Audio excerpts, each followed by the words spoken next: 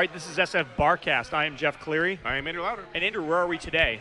We are at RX. And where is RX? RX is on Leavenworth and Geary. I hope in the Tenderloin. I hope you did some research on this place because I had never heard of this bar. And to be completely honest, after 20 years of living in San Francisco, the bars that I haven't been in or been kicked out of are very few. Right. Well, this bar is, it's new in a sense, like because I think for years and years this place was called RJ's Sports Bar. RJ's. So maybe you got kicked out of RJ's at some point. About a year ago, maybe a little over a year ago, it was turned into the Trocadero. Or the Trocadero used to be an old performance space on. Indeed, not the same place. On 4th, right? Yeah, and that Trocadero closed down in 2000, I believe. That was the one on 4th and I don't know, 4th and Bryant or something like that. How many Trocaderos can this city support? So basically, Dennis Leary started this place called Canteen a while back, in 2004 or something like that. Everybody loved it. And now he's he's got a budding empire because he took Canteen and then added I think Sentinel and House of Shields, which has been on the podcast before. House of Shields. Oh yeah. Oh, so he owns that now. He owns House of Shields. He owns Golden West and Sentinel, basically lunch places. And then he closed down Canteen and then bought this place about a year and a half ago, turned it into the Trocadero. And what's really funny about it is that if you go back and read all of the initial press about when the Trocadero started, they were like, we're not going to buy into this bullshit cocktails or everything old-timey horse shit. All of the press was we're going to have a neighborhood bar and everyone's going to love it. And then a year and a half goes by and all the press for this place is yeah, you know what? That idea that we had a year and a half ago, boy, that sucked. We got to put a bullet in its head. This is the worst bar idea ever. We're going to go even further back into hipster bar artisan history.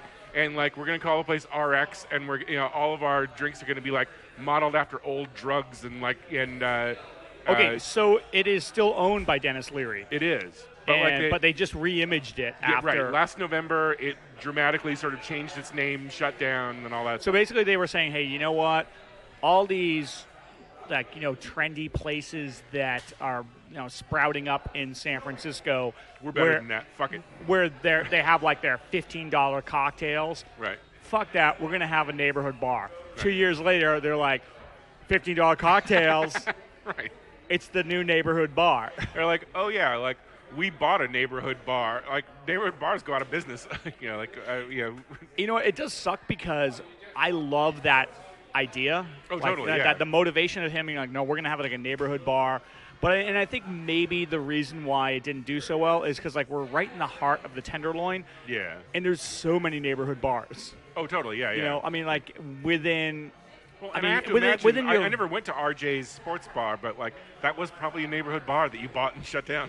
Right. Exactly. If you're gonna have a neighborhood bar, you have to know that you basically have to cater to unemployed people in the Tenderloin, and I just kind of feel looking around at this bar, that's not their clientele. Okay, so maybe this also contributed to why they had to reimage their bar. Yeah. Within my field of vision, there are 3 other bars. Right. Right from sitting in his and window. 20 other crack addicts. Right. Well, that's another thing. The Tenderloin is one of those places where in San Francisco, they keep talking about how it's going to be gentrified over. Yeah. And my take on that is good luck to you people who are going to try to gentrify the Tenderloin. I feel the Tenderloin much more so than the Mission even. Mission 20 years ago, I would have said the Mission, you can't gentrify it. It's impossible. But you know what? Maybe it's been done at this point. Maybe I need a little perspective on this because I felt the same way about the Mission, where it's you can't gentrify this shithole. Right. And now next thing you know, it's you're stepping over 20 homeless people going, I don't see gentrification happening here. And now it's $8 cupcake. Sure, I'm in. That's right. I still feel we're in that time period where like gentrifying the Tenderloin. Right. Good luck to you, Mr. Developer. Yeah, like there's like especially like if you're trying to get here, not on like Muni. If you go to BART Civic Center and then walk like up Leavenworth from Civic Center to Geary, like you will fear for your life more than once. Like and this is coming from a guy that's like 6'7", and theoretically people aren't going to fuck with. Yeah, but you're a huge pussy. Yeah, exactly. And like, and I know that like the second some guy pulls a knife on me, I'm just gonna like wee my pants, give him all my money. So I think for anybody who's listening who doesn't live in San Francisco, like it's like if they only what's it like spending $5 for a beer? That's what I would have to ask to that person. If they only learned about San Francisco through SFBarkast, first off, they'd be woefully misinformed. Right. But also their take on it. Informed about everything, pretty much. Their take on it would be like, man, like they go to a lot of bad neighborhoods, and there's a lot of bad. But like, it's like one of the strangest like dichotomies in probably in America or in the world right now. You have people who are just live in complete destitution next to, Mark Zuckerberg. Exactly. Yeah. Like within walking distance of Twitter headquarters, where there's probably 30 or 40 millionaires that work there. Like you have like the poorest like people on the planet. Yeah, absolutely. Oh, exactly. Like where Twitter is, right on Market at like 9th or 11th. Like if you walk around that block, you will feel really bad. Like no matter. Well, unless you work for Twitter, in which case like you don't have a soul, and you so could you'll be like, fuck fuck that guy.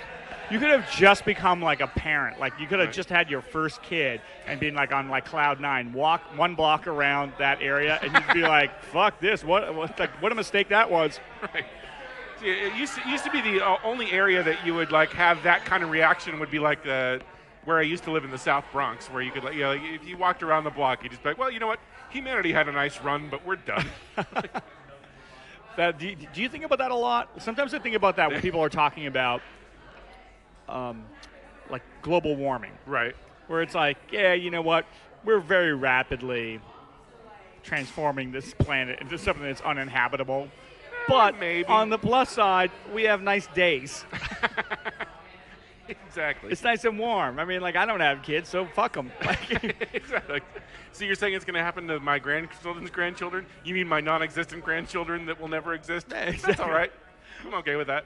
Although that's also like the sort of attitude that like old people have about like like money, like getting money, like Social Security or something. It's right. like the government's falling apart. They're like, fuck them. I'm gonna be dead soon. Fuck the next generation. So the Dennis Leary that we've been talking about, like is not the guy who had no cure for cancer. Not the guy that stole all his jokes from Bill Hicks. Yeah, and it's not like that Boston comic who is like the most annoying. Does the most annoying like truck commercials in the world. Right. I like to call him like the human mute button because when I hear his when I hear his voice on television, I immediately reach for the remote to mute it. That must make watching his fireman show like really terrible. I don't watch that stupid show. I don't think so.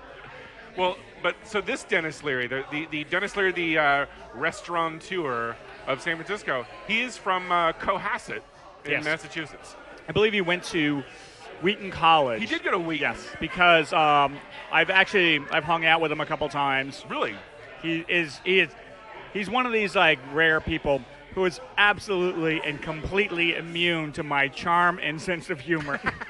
Because let me tell you, I tried to make that guy laugh and just not. And I felt like I was performing for a German audience.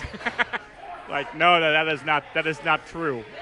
No, I disagree. You are exaggerating that for the sake of like entertainment, and I don't appreciate that. So I don't know a ton about Massachusetts suburbs and small towns. Go count yourself lucky. Cohasset for rich assholes? I have no idea. Cohasset? Because it seems, I always assume that like if you're on the water, because like Cohasset's like sort of like right by like Quincy, like sort of southeast Boston. Okay, yeah, it's South Shore. So. Yeah, I mean, like, I don't go over there. Like, there's Hull over there. I don't go over there that much. Yeah. Anybody with a fucking brain goes to the Cape. Yeah, like, Puerto Rican, or Portuguese and Irish aren't welcome. Go back to new Andrew, age. I've got my hands full with the Portuguese and Taunton. Jesus. Indeed. So I would believe me, I would love to say something horrible about Cohasset, but I would just be making it up, Right. which has never stopped me before.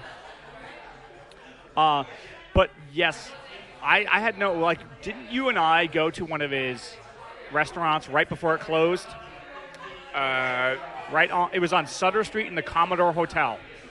Oh, maybe. Yes. Like one of no, that was Canteen. Yeah. Like that was one of his. That was his first, like, that was his flagship, like, and he cooked there all the time. Like, Yes. so if you went there, you were eating like his food that he made for you. When we were there, you see him. He's back there cooking. And you're like, man, Yeah. this food is so good. Did that angry person back there staring me down make all this great food? That yes, son he of a did. bitch, you didn't laugh at one thing I said. I'll never forgive him for it. But yes, he used to own that.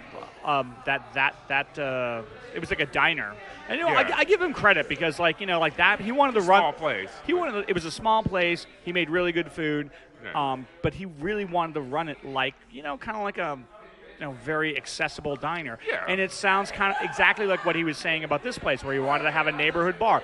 So I feel like his heart's in the right place, I feel like it's just hard. Like, if you're serving really good food and you want to look like a Jersey diner, there's a disconnect there.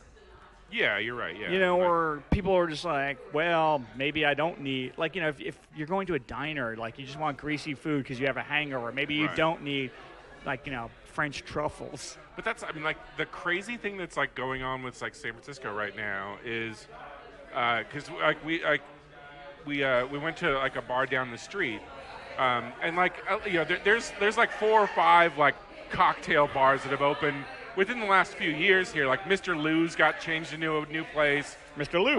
Mr. Lou, and you've got Jasper's like tap. Like, there's all kinds of like new cocktail bars around here, and it's really weird that they're all following this same formula where like they serve $15 like tater tots and $8 PBR cans, and it's like, and somehow it's like it works, and these people that make like $1 million are like, oh, I want to experience what it's like to be white trash. That I feel like that hasn't come back at the same volume that it came back the first time. Mm-hmm. In 99, 2000, my God, there was this white trash chic going through San Francisco, and it was really really rather insulting. I mean, I'm not speaking from somebody who was white trash, but basically what you're doing is they're saying oh yeah, butter. It's we're going to serve tater tots. Isn't that funny? And we're going to pretend we're going to serve you TV dinners. Well, but we know it's a novelty. But Right. if you're if you're poor and you're eating that stuff, it's it's not like a fucking roller coaster, a theme ride that you take. But I feel like this wave of it is so the first wave of it was just pure irony, where it was we're going to serve you frozen tater tots and you're going to pay $15 for them. Now it's we're going to add truffle oil to them and charge $16 for them, and and you're like, oh well, okay, I get it. I could just imagine somebody in this wave of the white trash chic being Right. yeah, well, you know what? We're going to do white trash right this time. Right. Exactly. Okay, we're not going to skimp on the white trash chic thing. Right. By the It's way- a fusion. We're fusing white trash with French cuisine.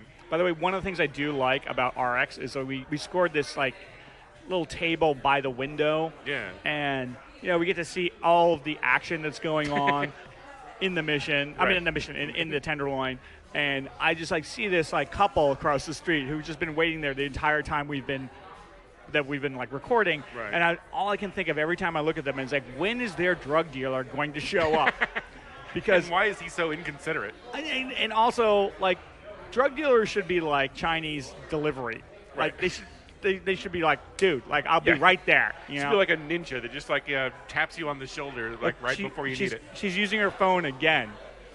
These two, you don't Eh. wait that long for a ride. You Right. will wait that long for someone to bring you stepped on coke. And you won't wait in that location for anything other than stepped on coke. All right, so you want to take a break? Let's do that. All right, this is SFBarkast, and we are RX in the Tenderloin. All right, and we are back. Andrew, Yes. I'm going to put a little F by your name. Ah. You know why? 'Cause You gave me one job to do, to watch the couple trying to buy drugs. And when I came back from the bathroom, I saw that they were no longer on the corner, and I'm gonna guess that ninjas like stole them and like shuttled them off to like Taiwan to build iPhones. you're saying they got shanghaied to They Taiwan. did. Yeah, they got. And it's a bad term. It's Right. an inaccurate term to be shanghaied if you're going to be taken to Taiwan. Well, exactly. I mean, Oh, well, you know what? I'm happy for them. They got their drugs. they did. You know what? It's what, like 7 o'clock, and they've already got their drugs. They're way ahead of most of the people in the city tonight. So what else? I feel like in the last Barcast we did, there was a lot going on. And maybe it was because we had some technical difficulties. We had a lot to talk about. Exactly. We had a lot of time to practice that podcast. And it still sucked. The music selection was pretty good, I thought. Whoever processed it was great. But it was like walking around today, trying to think about what we're going to talk about today, and I was like, man, like aside from the latest cop murder shooting, there wasn't a whole lot going on. And but at the same time, like I feel like that's good, like because like we've been through so many months of where it's just like, wow, I didn't think it could get worse, but it just did. Yeah, absolutely. Like, so like it's kind of nice to have a week where it's like, oh, cops killed a black guy. That's adorable. Well, also, like there is like a new twist on this, like very trite and common story, because I feel like every week there's some like video or audio of like some cop acting like an asshole. And the twist on this story is this guy is going to be tried for murder. Yes. Like all of them should have been. Right.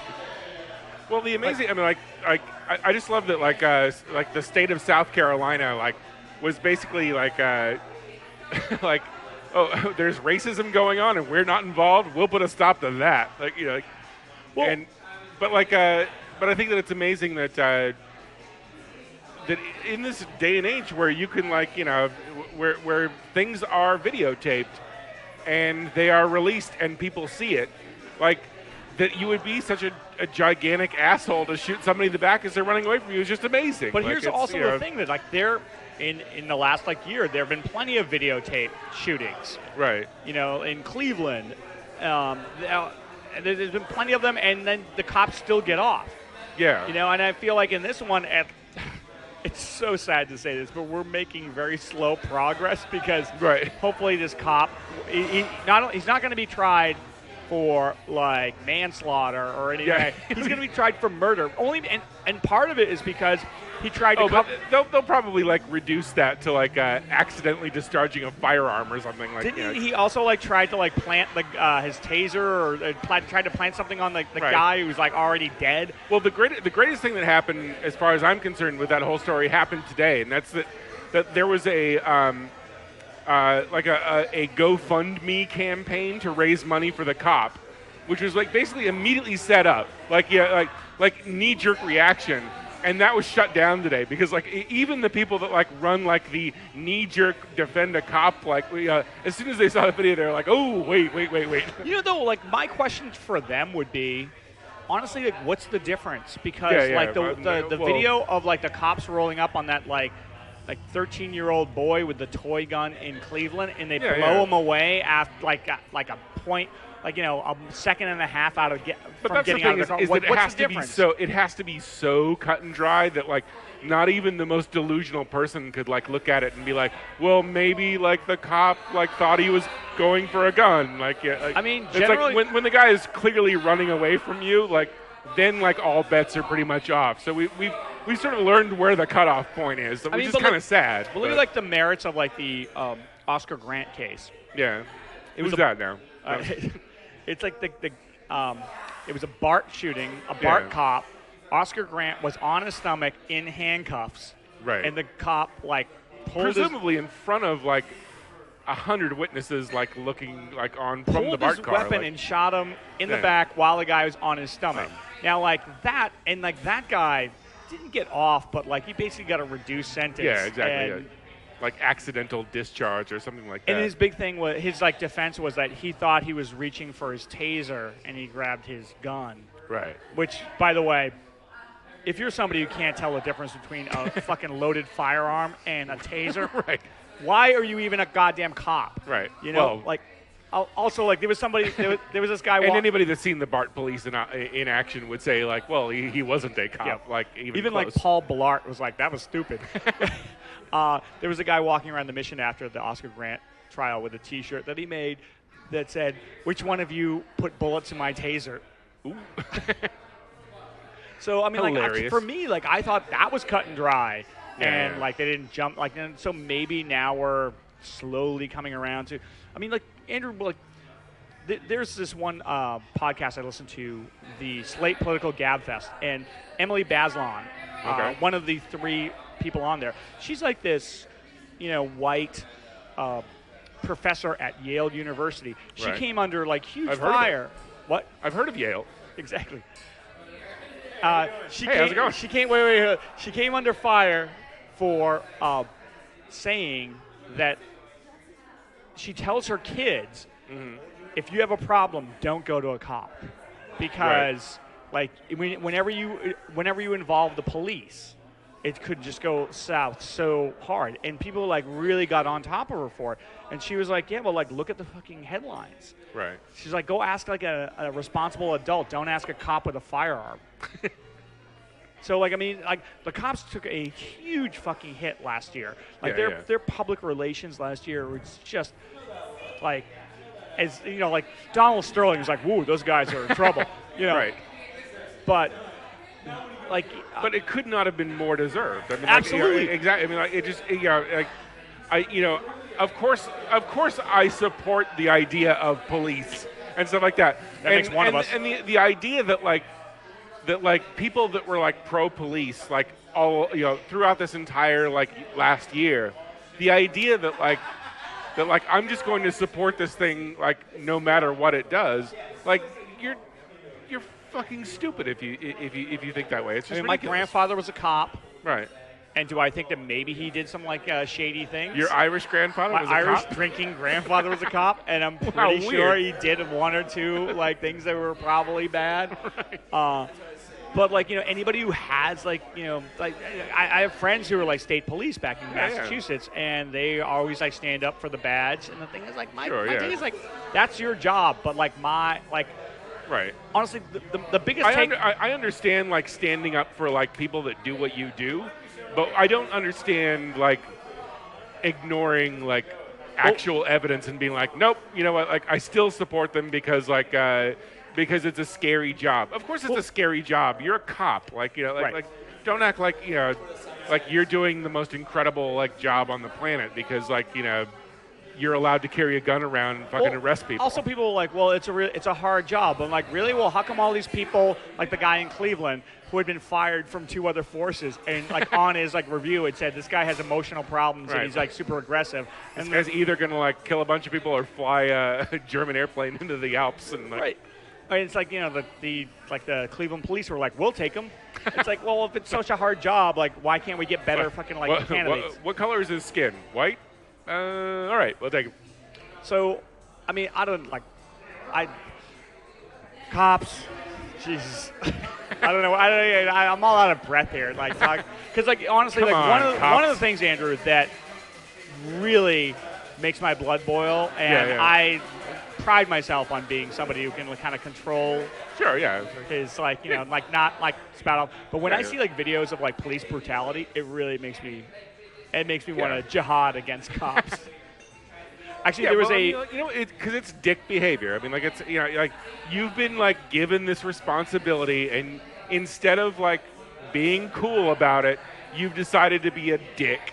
And Well- like so, you know what? Like society owes it to you to tell you to go fuck yourself and hope that you die. Well, Jimmy Dore's like thing, and you can hear this on the Jimmy Dore podcast. You don't even have to pay for the premium episodes. Ooh, we should start a new podcast where all we do is like like play like the Jimmy Dore like premium podcast. If you buy the premium Barcast episodes, you just get Jimmy Dore premium Barcast. Exactly, but it's half as much. What a terrible thing that would be So to do. Jimmy Dore was saying that basically his take is that like guys who become cops now are just bullies. Sure. Like Yeah. back in the day, it used to be that like they're here to serve and protect. Right. But like really, like they're the guys. Like if you were in a bar and someone ran in and said, "Hey, there's a fight outside," like they wouldn't be running to the fight to break it up. They'd be running to the fight because they want to get into the fight. Yeah. Like that's their like mindset now. And also, he was like talking about. Or get like a bribe from whoever started the fight. Right. Well, he was also talking about how in Chicago back in the day, cops who walked the beat had to live in that beat, and I feel like that's a great. Yeah, that's come up like recently, like right, because like now like all the SF cops, they all live in Foster City, so they can come up here, like crack a bunch of heads, and go back to their fucking suburban like life, and not have to worry. 0% of like the Ferguson cops lived in Ferguson. Yeah, like, absolutely. And they all lived wherever like the Sklar brothers are from, some rich asshole community probably. Also, like one of the things about like the latest like North or South Carolina shooting is that the cop lied on his police report, like when they compared it to the video. Yeah. And people are saying, "Hey, look, this happens all the time." Of course it does. Like all the time. Like if they're going to that's try the kind of thing that when people say, and like there's anybody that's like, well, I don't think so. You're like, oh, okay, you're delusional. Yeah, it's like, that's they an found automatic, like, of course that happens. It's like they it's found so the one dirty cop that lies on his reports. Right. And now we have to charge him with murder. Like, this happens, and I agree, this happens. How unfortunate. This happens all the time. Of course it does. Like, yeah, cops will try to, cover for each other. I'm not trying to change the subject or anything like that, but, like, I believe former guest and friend of the show, Nicole Kalasic, had posted something on Facebook. I can't remember who was doing it. But, like, it was this whole investigation of like, there's, like, in the last, like, 3 years, there have been, like, 50, like, suspicious fires in the Mission of buildings burning down. Oh, yeah. Like, where, like, and it's like, well, maybe this is, like, landlords trying to burn the building down so they can, like, build something new there and charge $1 million for it. Right. And like to me, like that was just like, well, of course that's what's happening. Like there's no coincidence that's that convenient for anybody ever. If you were we didn't Except have for 9/11. We didn't have a problem with what is the because I made thousands on that. At what degree does I don't know, hipster buildings burn? That doesn't make any sense. Right. But like, yes, you're absolutely right. Like if you were to believe there's like some strange pyrotechnic problem going on in San Francisco right now. The problem is that it's really hard to prove arson, and therefore these landlords, we don't have proof for this, and maybe it's slanderous to say this, but the frequency that there are fires in the Mission with people who have been living there for a long time, and the worst thing about that is that people die in these fires. Sure, yeah. The one on 22nd and but Mission. they're poor Mexican people, so who cares? Well, one of the strategies is that they burn the place down, and legally the residents have to be offered a place back when the insurance builds it back up. Right. But a lot of these people secure.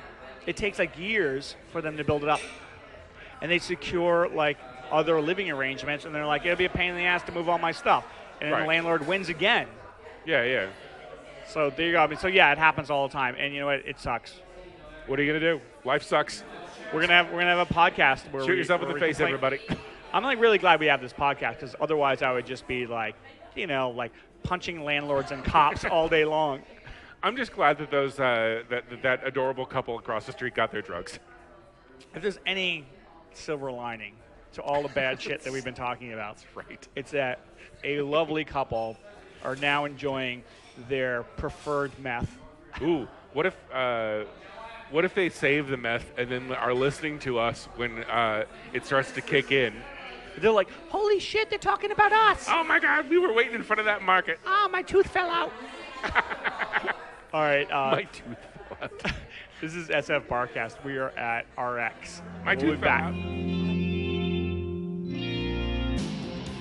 All right, and we are back at RX. RX. RX, the bar, The bar. right on the corner. The bar, the drugstore, So Andrew, like usually I don't know how we choose. The way we choose different like bars is just it's very scientific. yeah, like it involves a long and arduous process of blowjobs. And speaking of blowjobs, I want to bring on our guest, Dave Casuto, who is running. Basically, you're having it's like an online like bar get together place. Is that what it is, or is it some sort of like dating site? Well, this is known as the blowjob bar. The blowjob bar. Yeah, Okay, well, so pretty much. Good for us. Yeah, right. So I've right, been to the men's room too. Lucky for us. yeah, so right now I'm looking at a microphone that's shaped like a tripod, and I'm feeling a little bit intimidated by it. You should be intimidated. Yeah, somewhat. So Dave, what is the thing that you organize? Because like there are people here, and they're all here because of you, right? And it's not because you You're brought. welcome. You're setting You're- it up to you're like, make welcome. it sound And like it's a not because you brought all the drugs. poorly run religion or something. Because if you did bring the drugs, I know people across the street who are still looking for it. They can't be Right, that far exactly. away by now. Like, we'll catch up with them. So what do you call this night So- that you do? Officially, this is called the Alpha Bar, and Alpha Bar is in the alphabet. Okay. So what we started doing was actually every other week was a different bar, starting from the different letter of the alphabet. I don't follow you. And we were doing. So as we did it, yeah. So you want to chime in on that? Oh, no, go Or ahead, have go you guys? I don't. We don't always have stupid jokes. Sometimes we I haven't just like met sit you and guys laugh. yet, so I'm not exactly sure about. So we have, so basically what we've done in the past, and we're not doing that quite anymore, is what we've done sort of a democratic way of actually picking the bars. So I would pick about 5 or 6 bars that start with C, right? And then I throw it out there to my community, about 90 people, and they would vote on it. And then the one that got the most votes won. And then we so would go to that bar. RX, you're like, okay, so does that mean that you went all the way from A to R? So we have lapped the alphabet 2 or 3 times already at this Wow. point. So Wow. now it was a lot of effing work for me. Can I say that on the? Hey, let's watch the mouth, Right. Dave. We were just talking about like shooting cops. Okay, let's watch the right. mouth. That's okay, right? I can get shot for that though. So- Right? don't worry about so it. you were talking Yeah, about I gotta fucking cut work. it Go down. ahead. So wait a minute, you've lapped the alphabet a couple times? Yeah. So Wow. it was a lot of work actually. This guy goes to more bars than we do. I know this. I was gonna say like this is like About 3 years ago. Thank you. That's my lovely assistant. Is she gonna be in the credits? Yeah, whatever. Hot. So if you to some listeners of the show, they will want to know that like that is Amy Andresco, and like she should and like as much as she's hitting me right now, like people will want to know that that's her. and some listeners will be like, all right, well, Who cares? shut up, Andrew. All right, go on. So wait, sorry. you did the alphabet twice, like.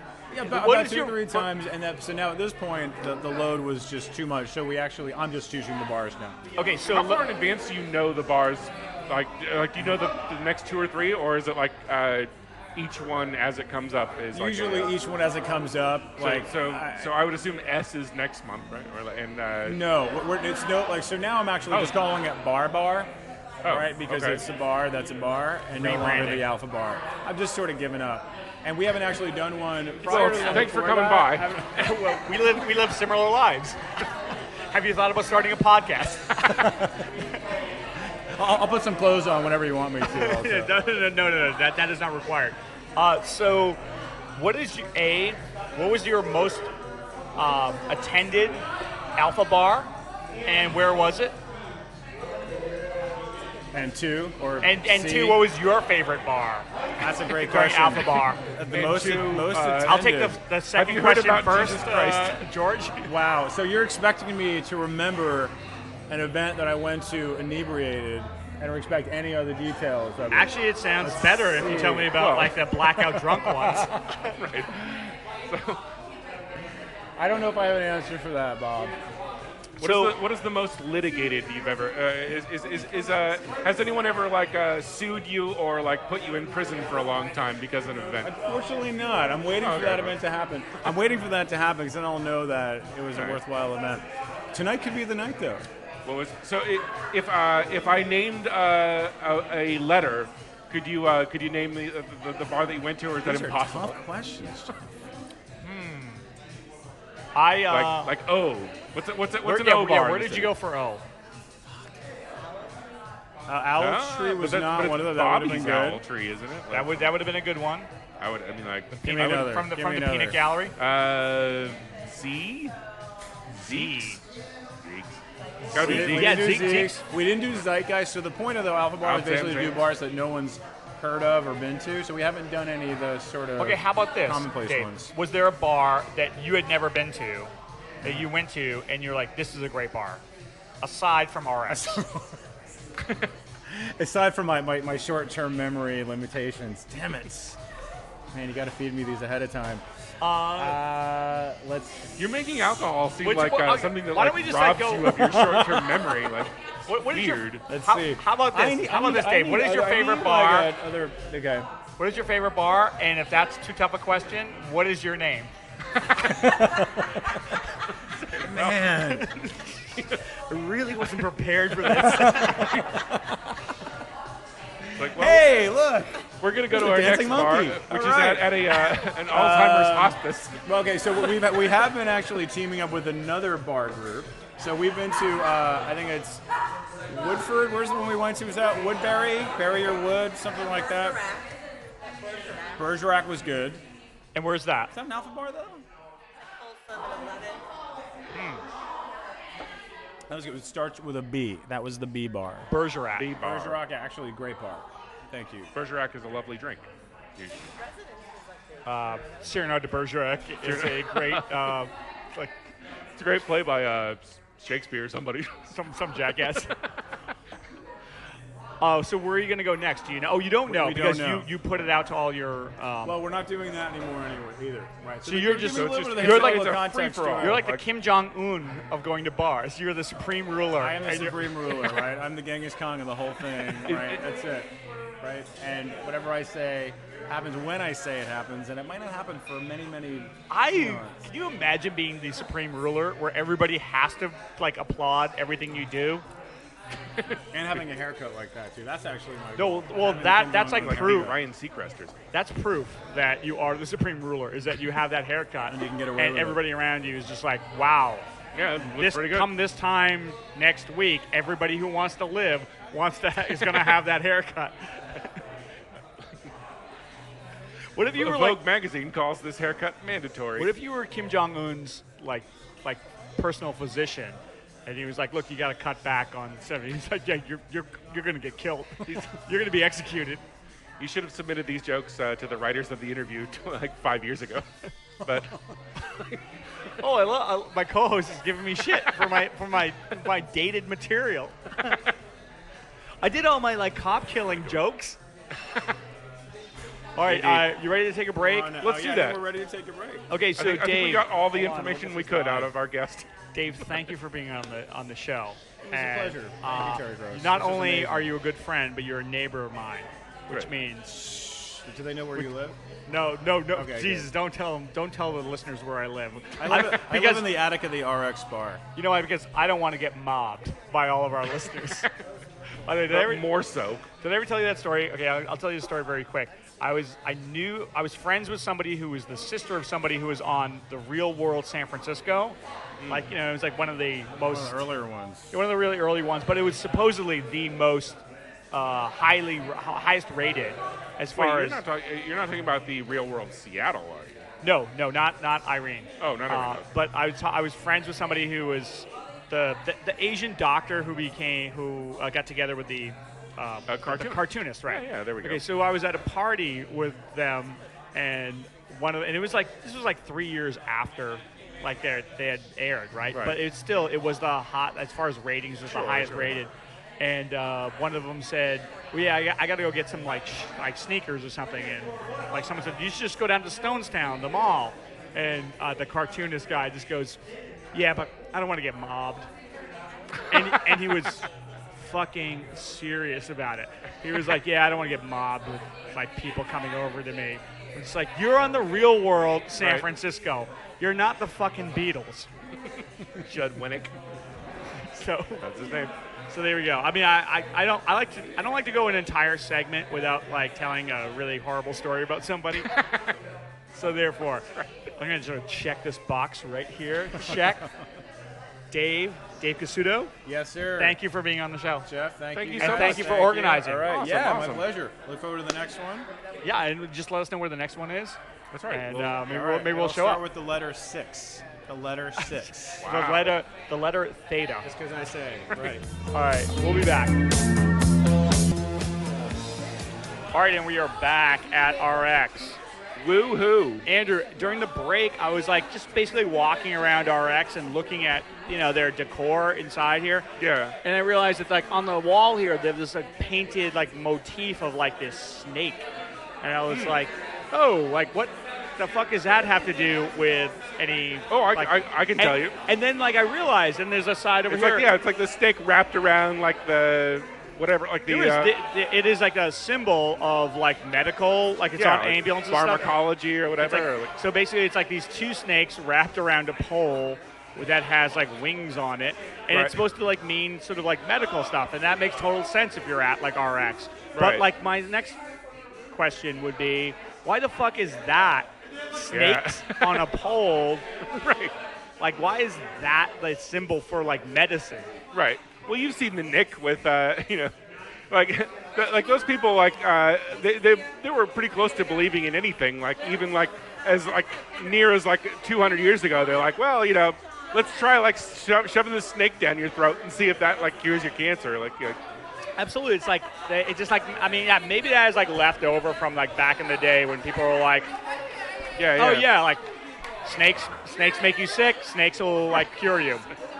So anyway, one of my favorite like Saturday Night Live sketches like was Steve Martin doing Medieval Barber, where like oh yeah, you'll feel anybody that better had, like, after an a good illness, bleeding. Right, you'd be like, well, that is clearly caused by a small toad or dwarf living in your stomach.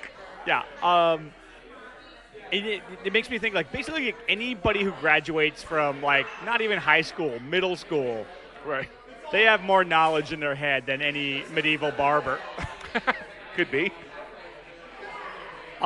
So indeed. we're not going to talk like current events is a fucking abortion. Like we've already like established that. Exactly. Well, like fuck cops. That's all that needs to be said Right. there. Exactly. And unless there's any like pro cop groups out there that want to sponsor the podcast. Let me and ask if that you this. is, like they can just get in touch with us. Let me ask you this: switching to sports.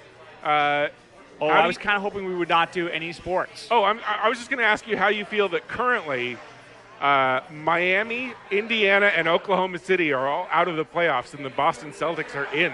I mean, currently, yes, but Yeah, like yeah. all those teams could make it. Yeah, exactly. But If the Boston Celtics were to, somebody like actually wrote me and said like, do the Celtics really want to make the playoffs and like give up their lottery pick? And I'm just like, well, their lottery pick would have been like towards the Yeah, end exactly. of the lottery anyway. And also, it's a huge feather in Brad Stevens' hat Totally, if he can yeah, make yeah. like the playoffs. Yeah. But I don't know. I mean, they're gonna. If you win one game with Eric Olenek, yeah. fucking Kelly Olynyk? Kelly Olenek, yeah. Like if you win one game with him, like you're the best coach of all time, as far as I'm concerned. Friend of the show, Sean Keane, went to see a Celtics Nets game, Brooklyn Nets game in Brooklyn, and I was joking with him. I was like, so at what point did Kelly Olynyk take over the game? And he was like, he did. Oh, Like, he's like, no joke. He did. He like took over the game, scored like 24 points off the bench. nice. So I guess if we're gonna do sports, are you excited about the Masters? Not yet. Ask me next week.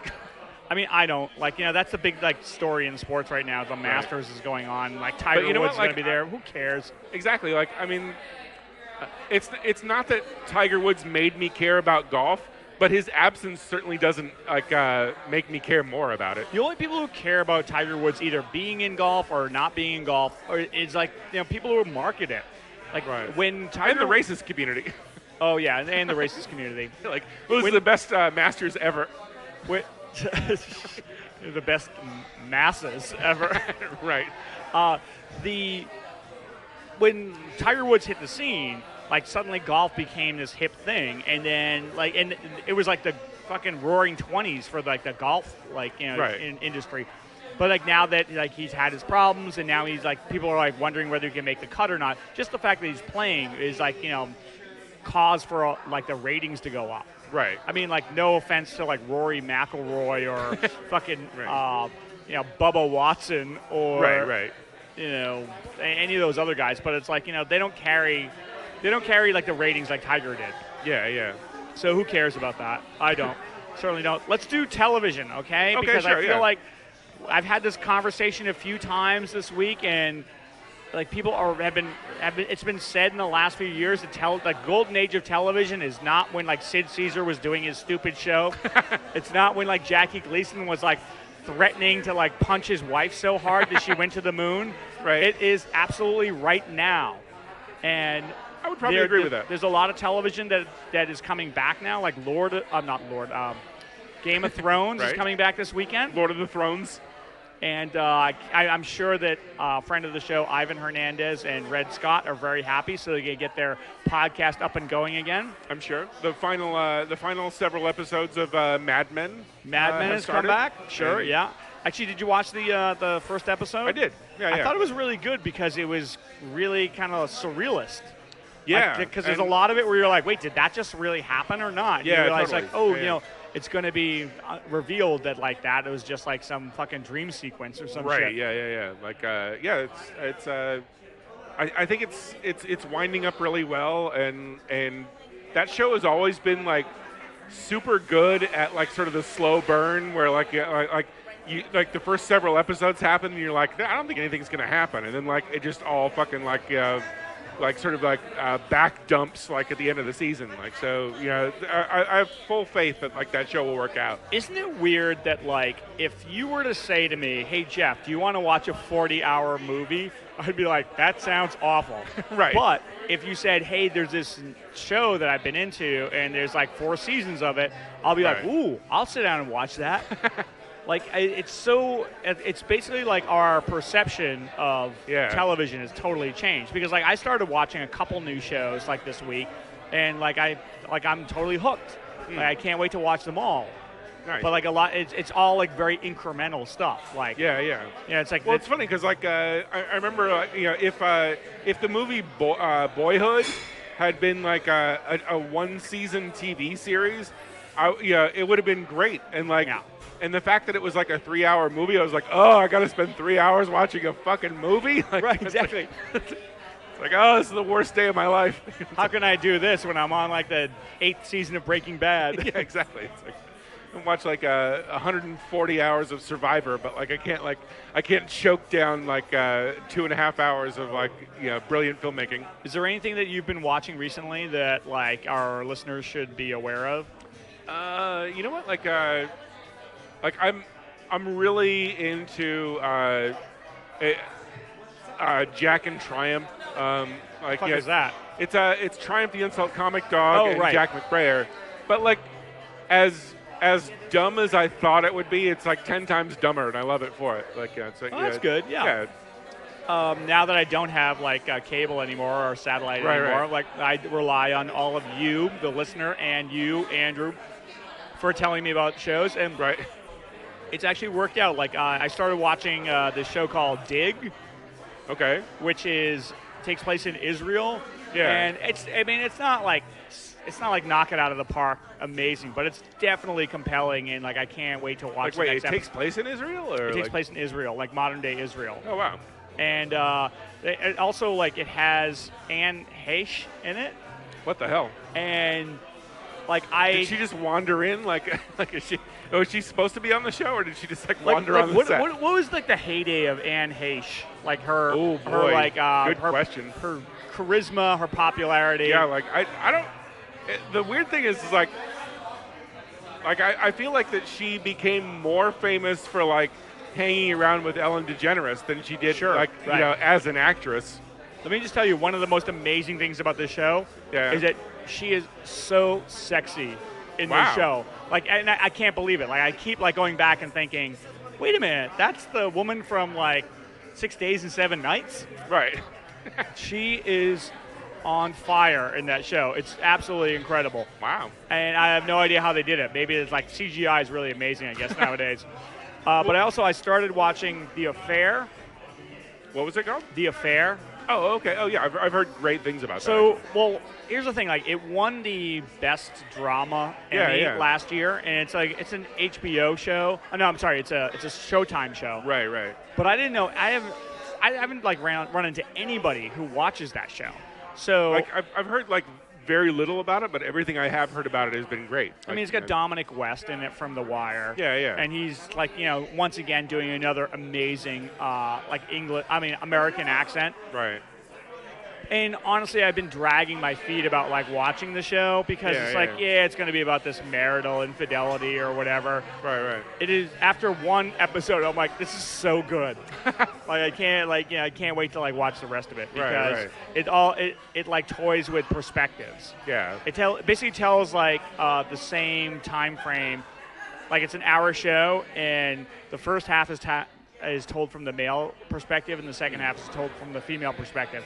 And it's not the exact same thing that's happening. So in both segments, you get like more narrative, like little elements. Right. They add little clues to the narrative in both sides, but they intersect at certain points. It's a really amazing show. Like, I totally.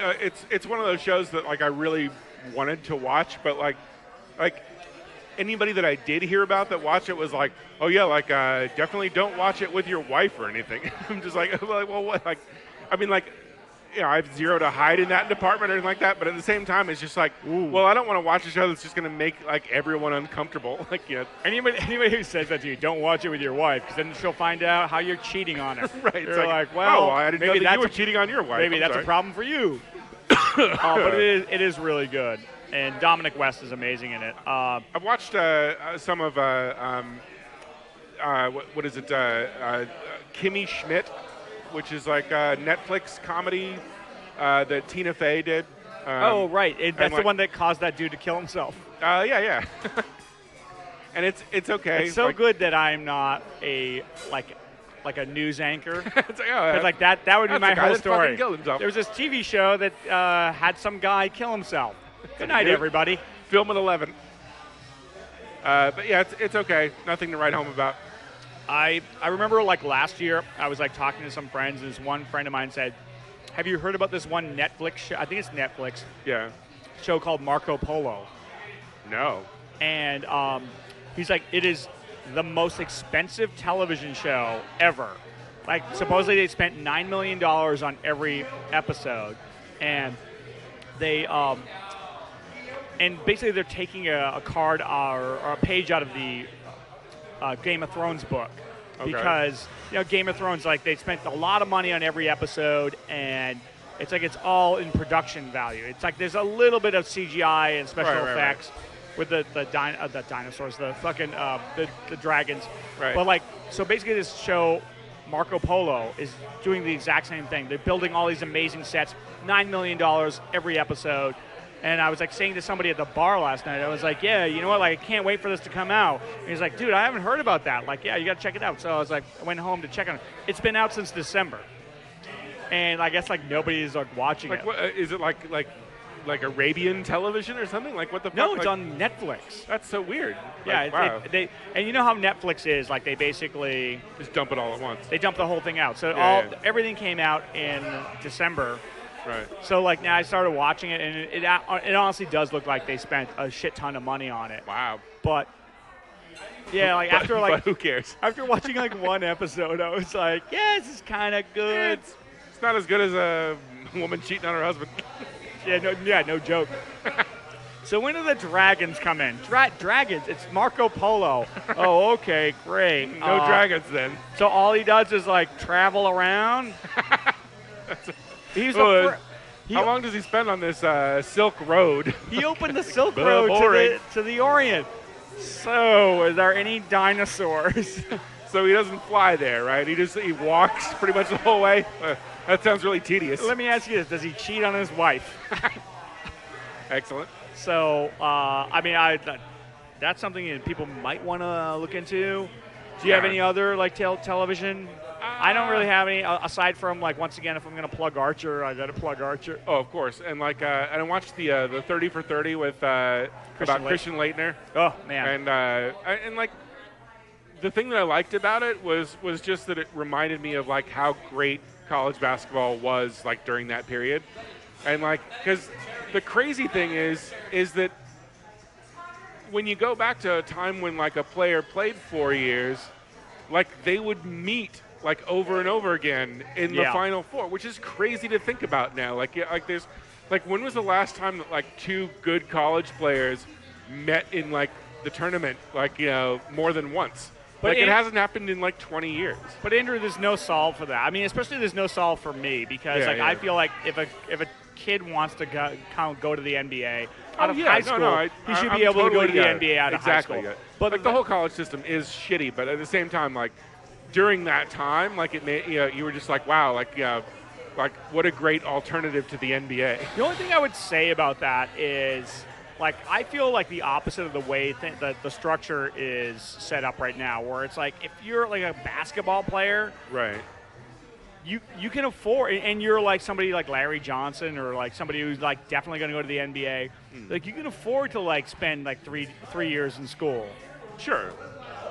But if you're a football player, like 4 years at Alabama, like you could get hurt and like you could make a grand total of $0 in the NFL.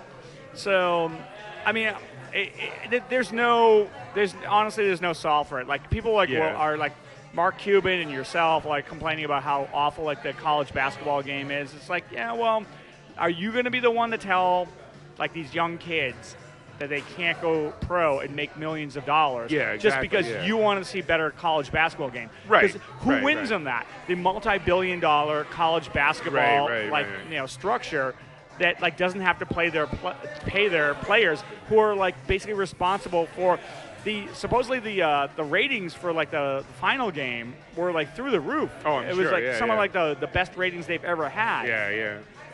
And so, like, what are you going to do? Like the craziest story I've heard, like, in ages was recently, and that was, like, that, like, there's a player for Baylor, I think, that was declared academically, like, ineligible or, like, because he was homeless when they recruited him. And like they're like, oh, like you got like free housing or like somebody food. like a booster stepped up and said, hey, so you know what? I'll give you some food. Like you shouldn't be living under an overpass, and I'm gonna like give you like this shitty apartment. Like, well, I hope you learned your lesson about like helping out a guy under an overpass.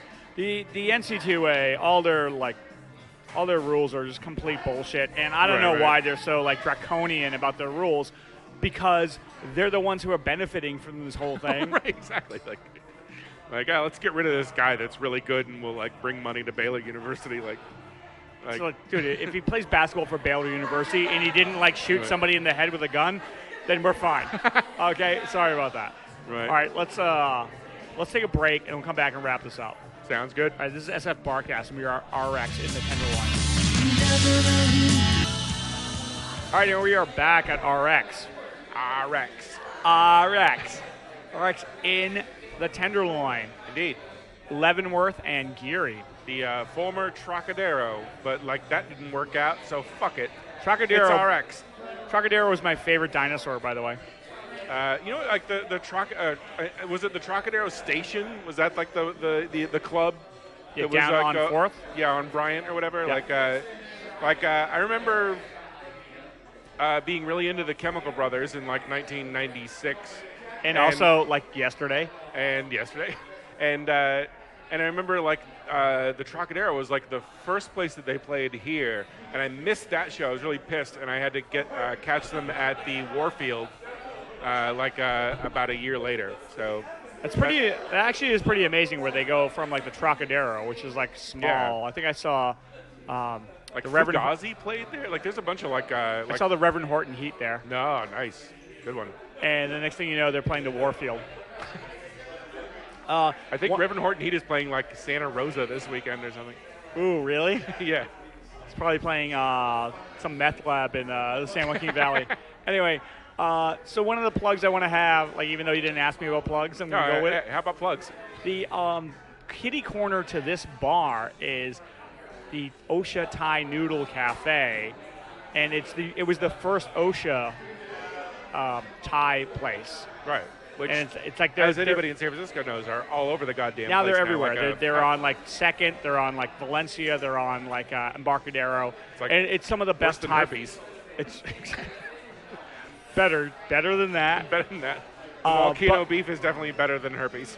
But for anyone who likes Thai food, like just go to OSHA and just have at it. Yeah, it's crazy good. It's really amazing, and make sure you ask and tell them you want it Thai spicy. If you're like me, Yeah. and you like to, have really spicy food come in and out of you. I will say that like half a block from here, there's a place called Redford's, or I think just Redford. And I had the Named bourbon. after that guy who he directed the Legend of Bagger Vance. That's right, amongst other movies I forget. I don't know if he did anything else. I can't remember. I don't know, Ordinary Peepholes or something like that. Yeah, Ordinary. He did this porno called Ordinary Peepholes. Right. But I will say that the bourbon deviled eggs there were incredibly spicy and very good. Well, but that's well, not relevant to anything we're talking about. So those are two places, OSHA and Redford's, that actually are still in business. What about places that are going out of business? Oh, well, good segue. I will say that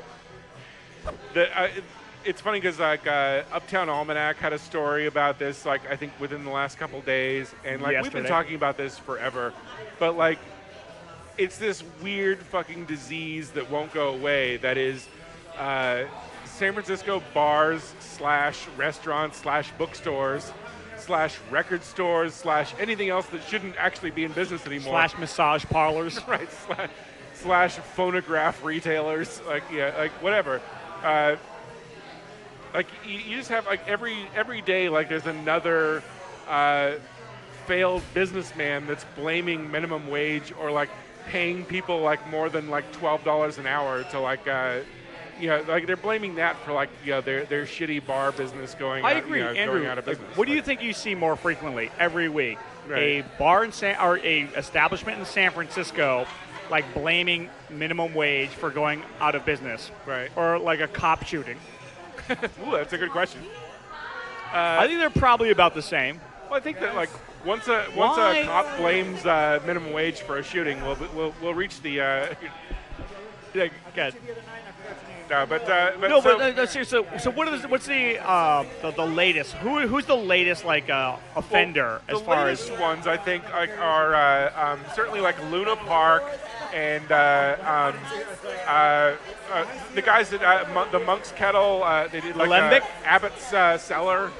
Abbott's Cellar. Okay, yeah, Abbott's that's Cellar what was a big one. And like, but the one that like killed me was like the owner of Borderlands Books, which I think is like 23rd and like where is Borderlands Books? Is that on Mission? It's on Valencia. Valencia, okay. Between 18th and 19th. Okay. No, sorry, 19th and 20th. Well, make sure you get it right. Sure. Yeah. Well, I want to make sure we get their address right before we trash them. Exactly. But the owner of Borderlands Books, a guy named Alan Beats, this is his analogy that he decided to use. He compared the bookstore to an ailing man with heart disease who smokes cigarettes and has lung disease and decides to consume a large quantity of methamphetamine. The theoretical man suffers a heart attack and dies. He wasn't doing great to begin with, Beats reasoned, but it's the meth that actually killed him. So it was with Borderlands and the minimum wage increase. Like, really? What a tortured, awful analogy. He's like, also, I have an entire folder of rejection letters from books that I've written. Right. Oh, and by the way, I also sell meth out of my bookstore. In case you didn't pick up on that. Also, there's always meth. Although like I heard, and like Borderlands is like a bookstore that I never really went into because I'm not really into sci-fi books. I'm sure it's a fine place and like a radical establishment and whatever. No, but I love the fact that there is a niche bookstore that only like sells like sci-fi and fantasy books. Sure, yeah. It's great to like see that there, even though I giggle and point and laugh at them every time I walk by. And actually, they were supposed to close, and then they bought like I think the space right next to them, right. And they opened up a coffee shop. And what I like heard, doubled down. They're like, We're gonna make it all back in coffee. These idiots. How about some like Dianetics coffee for you? That's right. But like what I heard was that the coffee shop was basically paying all of the rent because, Right. like, you would think in San Francisco coffee shops they'd be saturated. No, you'd have like even more coffee shops. They're like Sure. Starbucks inside of Starbucks. Right. But yeah, like Science fiction bookshops, not so much.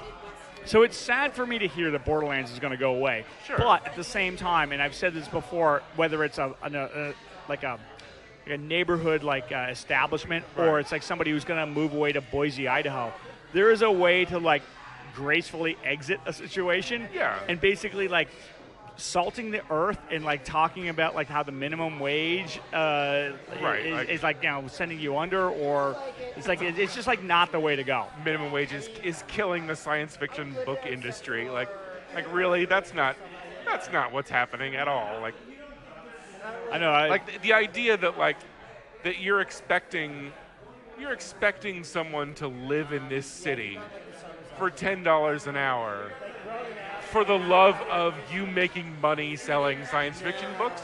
You're insane. What's wrong with you? Like Right. I mean, it was like a Kids in the Hall sketch where like somebody was saying that like, okay, like let me just like wrap my head around the concept of minimum wage. right. If you could pay me less, You would. you would. But You'd have to go to jail but if you the did. government has stepped in and mandated that you pay me this minimum amount.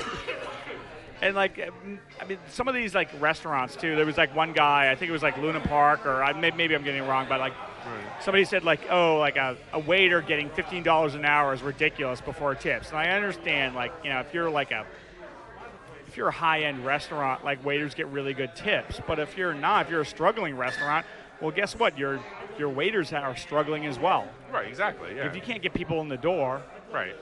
and also, I give like no sympathy to any like restaurant on Valencia Street that fucks themselves up so bad that they screw it up. I mean, like every restaurant on Valencia Street is packed.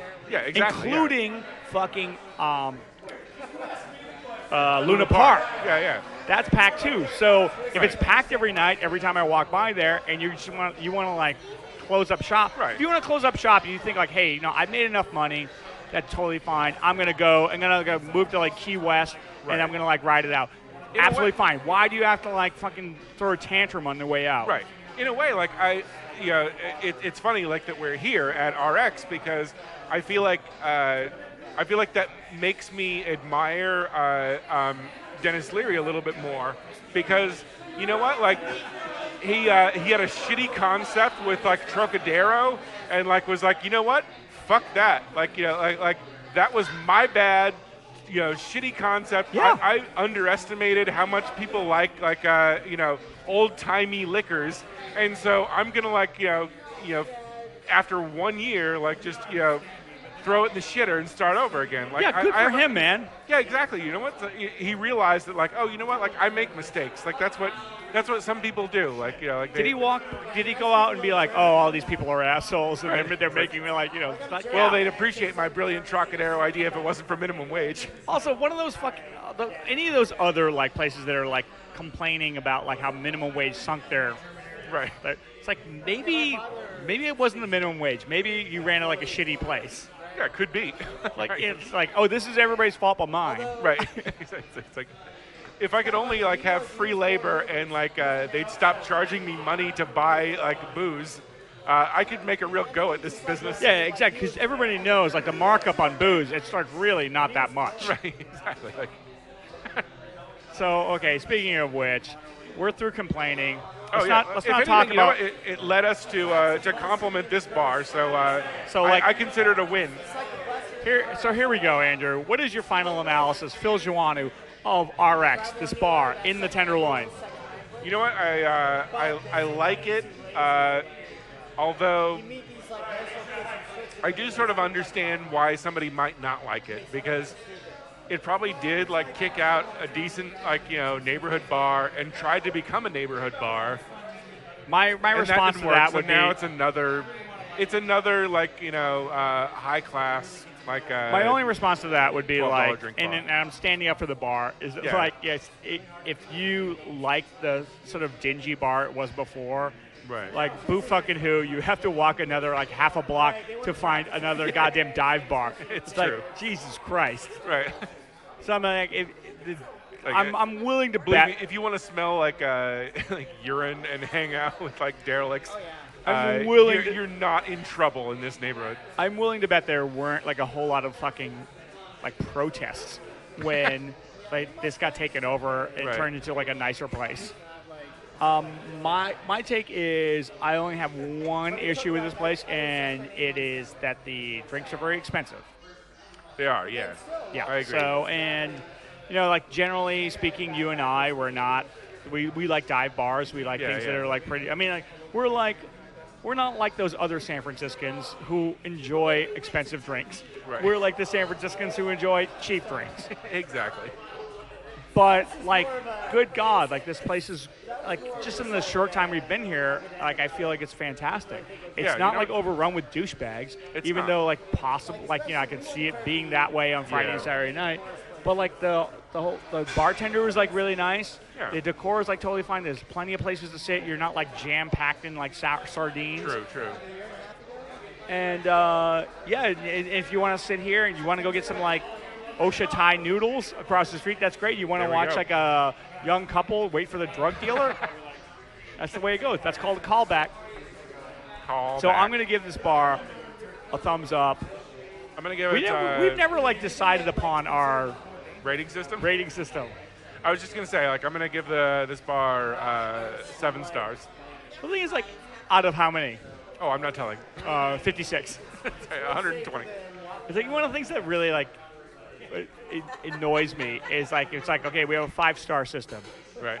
I'll give it 2.5 stars. It's like